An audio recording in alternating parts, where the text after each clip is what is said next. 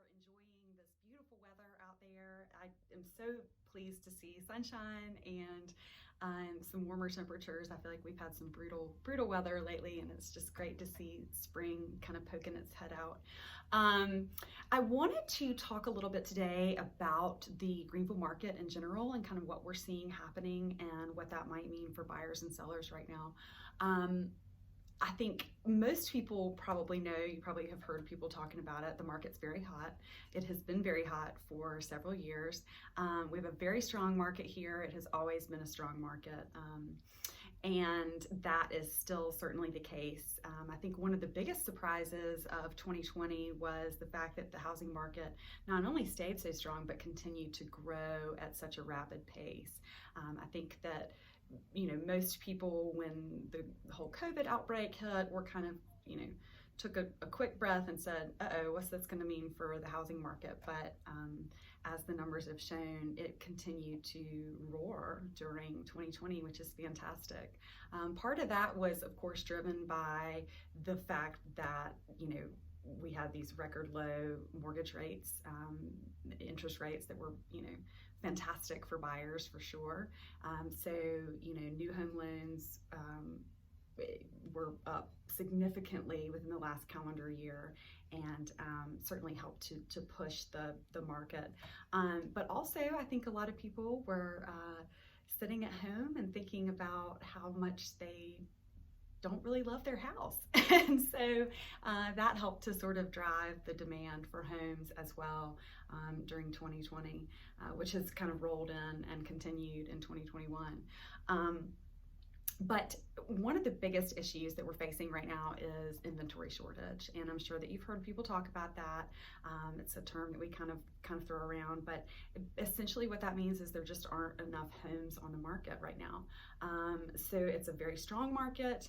It is a very healthy market, but we do not have enough homes to meet the demand of buyers out there. Fortunately, we do have a lot of new construction going up across the Upstate, which is fantastic. That's really going to help with the supply-demand issue that we have currently. But we still, I think, will just be facing that for a little while until it sort of corrects itself.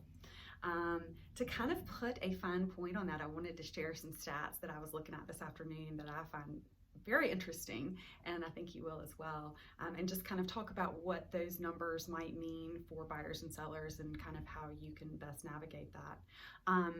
As of about 45 minutes ago, there were 3,317 active properties in the Greater Greenville Association of Realtors MLS system. Of those, 1,649 properties were already under contract. So that means that 1,668, that's the magic number of homes that are available in the Greater Greenville Association of Realtors MLS as of today, this afternoon. Within that number, 540 are listed as under construction, and another 281 are listed as to be built. So they're probably in various stages of construction if they've broken ground. So to really kind of drill that all the way down, what we're looking at is there are about 847 homes ready to roll on the market right now, which is, not that many when you look at the overall population of the Upstate area and, the high demand for inventory. So given the rate at which Greenville is growing, and it's continuing to grow, and given the predictions for this next year, what does that mean? So let's kind of look at the predictions on a national scale for what's supposed to happen in 2021. According to the National Association of Realtors, they're expecting, and of course they bring together all of the best economic minds to kind of weigh in on this stuff, but they're expecting home prices to climb by 8% in 2021. And by about 5% in 2022. So they're sort of thinking that it'll level off a little bit by then.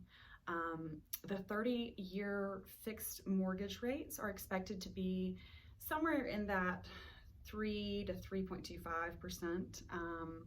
Between 2021 and 2022. They're kind of thinking they're going to hover around there. Of course, nobody has a crystal ball to magically tell us exactly what the numbers are going to be, but predictions are usually pretty accurate. So from all of the information that I've read and studied, it seems to be that across the board they're planning to kind of keep mortgage interest rates in a similar vein as where they are right now.